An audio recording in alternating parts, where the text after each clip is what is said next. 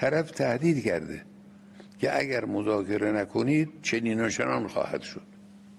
حالا نمیدونم بمباران میکنیم چه میکنیم، از این حرفا، و یه خود مبهم یه خود صریح تهدید، یا مذاکره کنید اگر چنین و چنان خواهد شد. این تهدیده.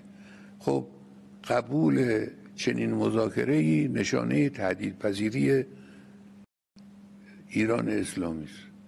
اگر چنانچه شما رفتید با این تهدید مذاکره کردید، معناش این است که ما در مقابل هر تهدیدی فوراً میترسیم، میلرزیم و به طرف و تسلیم طرف مقابل میشیم. معناش اینه. این تهدید پذیری اگر به وجود آمد دیگه انتها نخواهد داشت.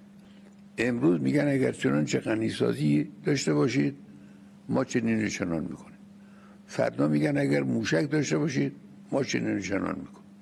بعد میگن اگر با فلان کشور ارتباط نداشته باشید ما چنین و چنان میکنیم.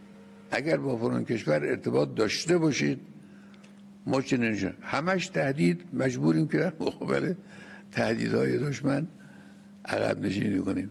یعنی قبول مذاکره‌ای که با تهدید همراه است رو هیچ ملت با شرفی انجام نمیده. هیچ سیاستمدار خردمندی هم اون رو تصدیق نمیکنه.